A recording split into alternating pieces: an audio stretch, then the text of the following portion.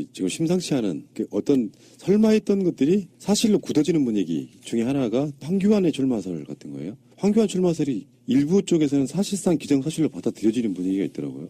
네, 저는 오래전부터 시계 보니까 더 확실하네요. 이게 제가 팟캐스트 하면서 황교안 총리 되던 때 황교안이 나중에 히든카드로 박근혜 정권의 대선 후보가 될 가능성이 있다고 처음으로 이야기했던 방송이에요. 저는 정치권에서 많이 얘기했던 내용이에요. 그러니까 그게 뭐냐면은 그 당시만 해도 김무성이 새누리당을 꽉 잡고 있던 시절이기도 했고요. 황교안 저까짓 게 그래서 김무성 사위 마약이 나온 거잖아요. 정적 죽이기. 그렇다 보니까 이제 정치인들도 성향이 다 다르고요. 같은 야당 의원들도 에이 무슨 황교안이야 하는 분들한테 핀잔 먹기를 쓰였어요.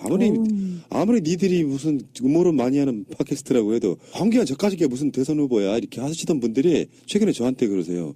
그때 미안했다고. 그때 저를 알았으면 훨씬 더 그러니까요. 우리 동지. 새가 날아든다가 훨씬 더 그냥 촉이 좋은 방송 듣겠네요. 척으로 말하는 건 아닌데. 저는 촉을 많이 얘기했어요. 그래도 야당에 계시는 분들은 상식적으로 정치를 하는 거고요. 그분들 상식에는 안 맞는 거고. 근데 우리는 그게 음모론이냐 마냐를 떠나서 우리는 저 사람들이 말도 안 되는 짓을 한다는 걸 너무나 잘 알고 있기 때문에. 상상이 현실로 드러나기 때문에. 그러니까 저것도 가능해라고 생각했던 거죠. 그러니까 그게 정치인들이 오히려 그러면서 더 나이브하다고 평가하는 사람도 있어요. 순진하다. 자기들 상식으로만 생각한다는 거죠. 네네. 어쨌건 현 의원님께서는 황교안 출마하는 쪽에 지금 방점을 찍고 있는 거예요. 일관되게 그랬죠. 우리 김현 의원님은. 그러면 지금 이 분위기에서도 김민석 저는 근데 일관되게 아니었다고 본 거지. 그러니까 저 조금 오늘 이상하게 계속 2대1이 되네. 근데 저는 그러니까 우리 푸른나무님이 사람들이 전혀 황교안에 대해서 어떤 차기의 주자가 될 수 있다라는 것을 전혀 생각하지 않을 때 그런 걸 생각한 거 이건 탁월한 진짜 예지력이죠. 그때는 구도를 봤어요. 김무성이 친박근혜가 될 수가 없는. 탁월한 예지력인데 이제 저는 비교적 황교안이 조사를 하면 여론으로도 조금 올라가고 그리고 친박의 주자로 뜰 수도 있다라고 얘기할 때도 저는 사실은 계속 아니라 그랬잖아요. 지금도 저는 사실은 아니라고 보고 있어요. 그게 분석 반 그냥 감 반 이런 건데 실제로 저는 그 지지율 상승세가 계속 가지 않을 거라고 봤고 그리고 지금 아까 시계 얘기도 나왔습니다마는 시계도 하고 별짓을 다 하는데 결국 그 지지율로만 보면 추세가 또 꺾이고 있잖아요. 근데 물론 그것이 탄핵이 된 이후에 다시 재결집될 수 있다. 그럴 수 있죠. 그러나 그것이 저는 유의미한 결집세로 나타나기 어렵다고. 요 지점에서 약간 갈라지는 거예요. 그들은 대통령이 되고 싶어 한다가 아니라는 전제를 빼면 얼마든지 가능하다는 거. 사실 저는 예측한데요. 그것까지 포함해서. 저희가 일단 가반이 넘고요. 이번에 한교안이 한 25에서 26 되고요. 유승민이 10에서 한 13 정도 되고 안철수 비슷하게 4파전으로 갈 거라고 봅니다. 이제 우리 김 의원님 진짜 그분이 오셨어. 이제 작두 타시는 거예요. 작두 타는 거네. 진짜 그분 지금 눈빛도 달라졌네. 그분이 오셨어. 근데 황교안의 비호감도가 저는 굉장히 절망적이네요. 70% 비호감도면은 정말 싫어하는 거잖아요. 우리 단장님이 늘상 말씀하시거든요. 여론조사에서 무언가가 60% 이상 점하면 나머지는 의미가 없다. 근데 이제 비호감이 그런데 대통령이 탄핵이 되거나 하실 때 보수가 결집되고 실제 황교안이 나와서 한국당 후보로 된 가능성이 높죠. 되면 그래도 보수 후보 중에서는 제일 많이 나오겠죠. 지금 20%대를 넘기는 후보가 될 텐데 저는 그렇게 보는 거예요. 그게 별 의미 없다. 별 의미 없고 그렇게 해서 그 황교안이 그 이후 상황을 돌파해 나가기도 어렵고 그 야당을 끌고 나가기도 어렵고 그 다음 후보로 가기도 어렵고 결국은 그 등등등등을 종합해서 저는 선택하기 어려울 것이다라고 보는 편이에요. 차출론이죠. 제가 보는 거는 한교안은 지금 현재 괴멸로 가는 이 보수 진영에 그나마 대형교회 얘기했던 대형교회나 아니면 검찰이나 이제 방어 기제를 만들 수 있는 유일한 사람이 한교안이기 때문에 차출된다. 그리고 이 사람은 기본적으로 이제 총리 권한대행까지 가는 과정에서 개인의 개인기가 아니고요. 그 세력의 기반으로 그 자리에 올랐기 때문에 지금처럼 있다가는 후보도 못 내는 지경 되잖아요. 의미 있는 후보. 그러니까 15%를 넘는 후보가 없기 때문에 유일하게 한교안 정도 가지고 갈 수 있는데 지금 홍준표로 되겠습니까? 김문수로 되겠습니까? 이인재로 되겠습니까? 안 되잖아요. 다만 한교안은 목소리와 그다음에 얼굴로 이제 승부를 걸 수 있는 그런 부분을 연구를 굉장히 많이 하셨어요. 우리 김현 의원님이 목소리, 얼굴, 넥타이 이런 거 생각보다 굉장히 까다롭고. 황교안 관한 책 나왔어요? 네, 어저께. 저자가 누굽니까? 저자가 근데 책 제목은 제가 모르는데 어저께 돌고 있는 거로는요 나오더라고요. 아, 우리 김현희 의원님이 지었다는 거 아니죠? 난 아니에요. 아까 그걸 톡에 보내줘가지고. 아니에요. 이게 지금 들어가면을 유석춘이 쓴 거고요. 긴급진단, 인간탐험 뭐 그래가지고. 근데 왜 책을 쓴 사람이 없죠? 출판사에서 그냥 냈나? 목적은 있었겠네요. 예. 그 황교안 문제 마무리하면서 제가 예. 한두 가지만 간단하게 좀 말씀드리면, 사실은 이게 황교안의 본인의 주관적 선택이라는 점에서 놓고 보면 그건 지 마음이니까 사실 우리가 털어나는 게 별 의미가 없어요. 지금 우리 김현희 의원님 말씀도 이제 차출론이라는 측면에서 더 말씀을 하신 거잖아요. 근데 이제 결국 황교안이 그래도 차출될 수 있는 최고의 카드로 거론된다는 것 자체가 결국은 확장력이 있고 일정하게 이렇게 판을 흔들어 보는 의미가 있을 수 있는 후보가 없다라는 것을 다시 얘기하는 거 아니겠어요? 보수에 있어서 그런 것이 하나가 있고, 또 하나는 제가 제일 최근에 고민하는 지점과 연결되어 있는 대목인데, 최근에 가령 연정 논의도 나오고, 이것이 뭐 대연정이 맞느냐 틀리냐 이런 걸 떠나서 과연 정권 교체를 한 이후에 전국을 어떻게 운영할 것인가에 대한 고민을 우리가 할 수밖에 없는데, 그것과 연결되어 있는 것인데, 저는 무슨 황교안 차출론도 나오고 지금 헌재에서 대통령 측 소추인단이 하는 것도 등등등 보면서는 어떤 생각을 사실 갖고 있냐면, 전혀 어떤 이유로도 협조하려 하지 않는 최악의 야당 세력이 하나 존재해서 상당 기간 진행될 가능성이 굉장히 높다. 저는 이제 그 점은 오히려 저는 더 중시해서. 저는 근데 거기서 이제 있어요. 또 다르게 보는 것 중에 하나가요. 지금은 살아있는 권력에 이제 협조하는 정보기관인데, 이 정보기관이 유일하게 2007년도에 저희가 집권하고 있을 때 그 MB 쪽에 줄을 댑니다. 지금은 그 정보기관이 손을 놓고 있는 거잖아요. 손을 놓고 있다는 얘기는 되는 분위기를 보면서 아주 매우 나쁜 짓을 지금 못하고 있는 의원님, 거죠. 제가 그 부분은 몇 번에 걸쳐서 반론을 좀 해드릴까. 아니, 그거는 했는데, 과학적인 얘기예요. 지금 제가 얘기하는 거는 그 음모론이 아니라 과학적인 얘기고요. 현재 기관에서 있는 분들과 관계 있는 분들과의 제가 이제 캠프의 상황실 직접 부실장, 들어본 얘기다. 예, 종합 상황실 부실장을 맡고 있거든요. 왜 비서는 생각 안 하세요? 그 비서는 개별 비서이에요. 그거는 이제 저희가 탄핵 이전부터 이제 제가 댓글 공작에 당한 사람으로서 그들이 어떻게 움직일지는 제일 초미의 관심을 갖고 있어요. 공권력 피해자. 네, 공권력의 피해자거든요. 그래서 지금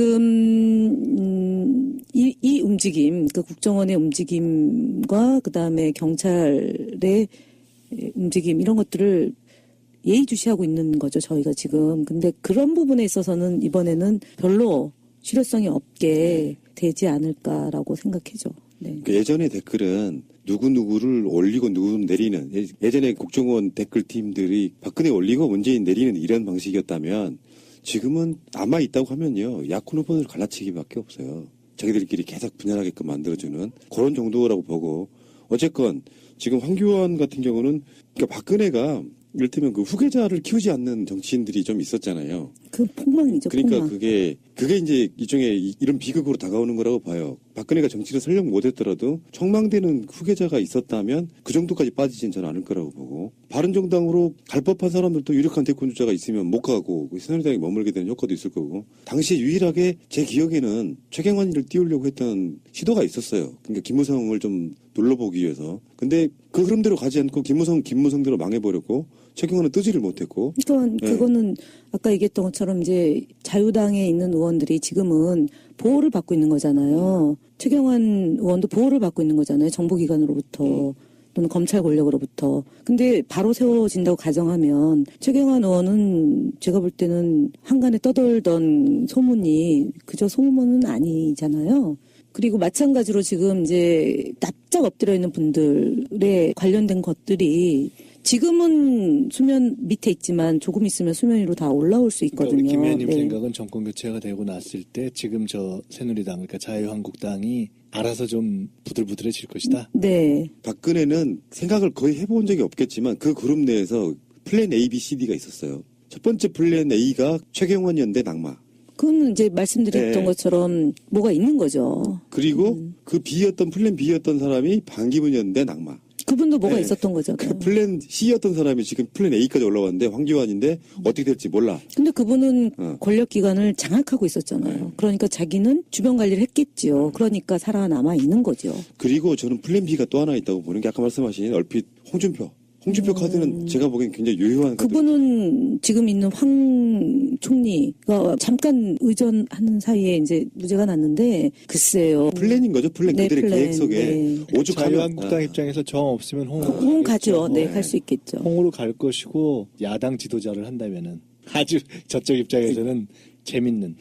한 분은 단마진이고 한 분은 글쎄요. 그러니까 홍준표는 궤변론자에 좀 가까워서 지금 새누리당의 친박 부류를 양박이라고 부를 정도로 양아치 친박. 그 그래서 구설 때문에요. 어쨌든 그래서 겁니다. 저는 네. 그 다음 지방선 저 사람들의 성향이라든가 최근에 보이는 행태라든가 또 연이어 있는 지방선거 이런 걸 놓고 볼 때 알아서 부들부들해지기보다는 굉장히 약간 정신적으로 이해하기 어려운 그렇죠. 정도 아니, 수준의 그러니까요. 행태를 네. 보일 네. 그럴 야당으로 존재할 가능성이 높다. 이렇게 근데 저는 또 힘에 강한 자한테 약하고 약한 자한테 강한 게 또 그들의 정서잖아요. 그러니까 실은 저희가 이제 1997년 집권했을 때는 IMF 때문에 경황이 없었던 거고 2003년도, 2004년도는 탄핵 때문에 소위 이제 1년을 거의 까먹으면서 이제 나머지 임기까지 과정에서 대통령이 정말 바로 선 대한민국도 있지만 대통령이라는 직이 얼마나 고통스러운가에 많이 좀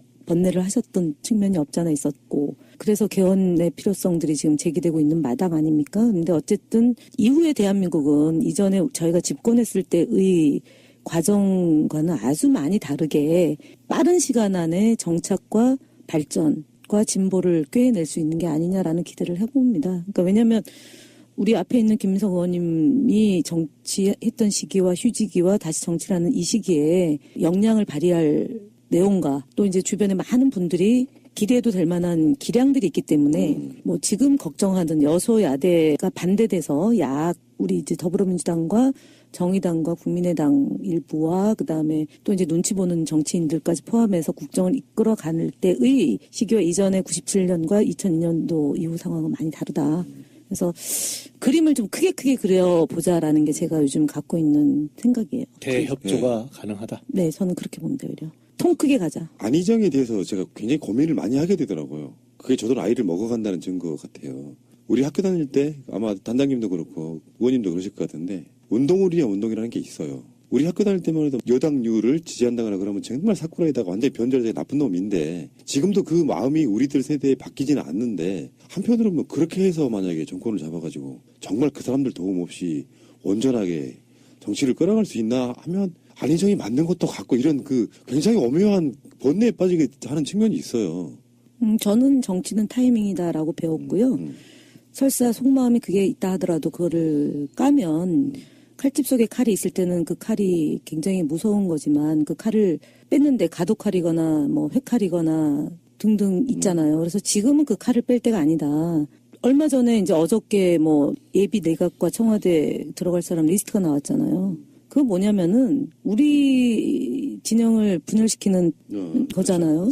대연정, 소연정이든 정권 교체가 선이고 선 대선 후 개헌이듯이 저는 연정에 대한 얘기를 본질적으로 필요하다 하더라도 지금 얘기할 건 아니다.